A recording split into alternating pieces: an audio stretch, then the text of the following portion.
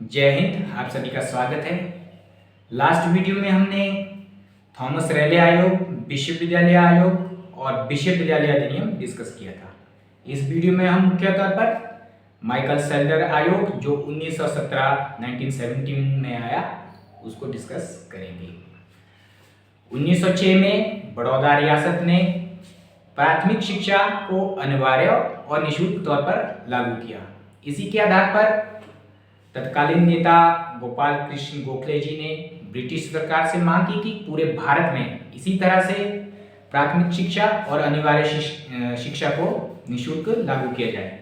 इसी पर 12 फरवरी 1913 को एक सरकारी प्रस्ताव आया जिसमें कि साक्षरता को बढ़ाने के लिए निःशुल्क शिक्षा का प्रावधान करने की बात की गई।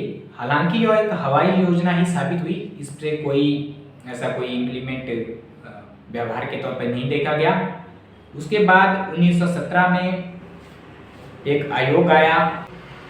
इस आयोग में दो भारतीयों को जगह दी गई, जिसमें पहला था आशुतोष मुखर्जी और दूसरा था जियाउद्दीन अहमद।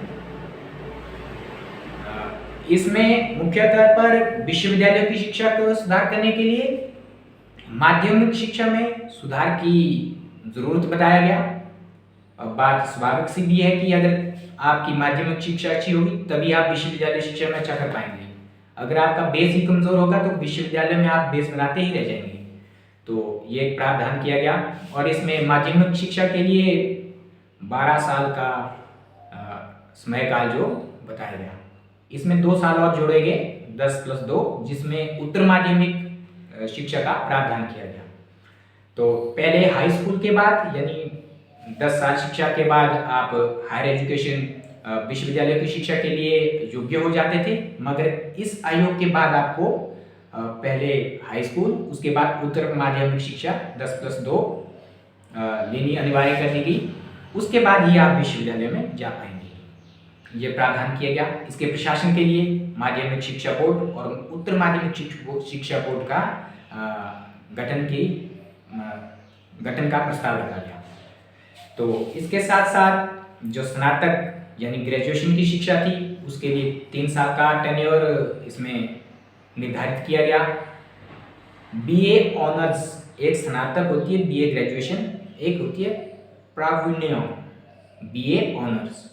बीए ऑनर्स हर विश्वविद्यालय से नहीं होती है, ये कोई विश्वविद्यालय इसको करवाता है।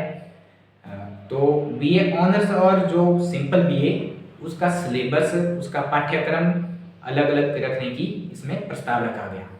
इसके साथ साथ स्वायत्त विश्वविद्यालयों जिसमें कि आवास का प्रावधान भी हो, ऐसा प्रस्ताव रखा गया ताकि विद्यार्थियों को रहने की कोई दिक्कत ना हो।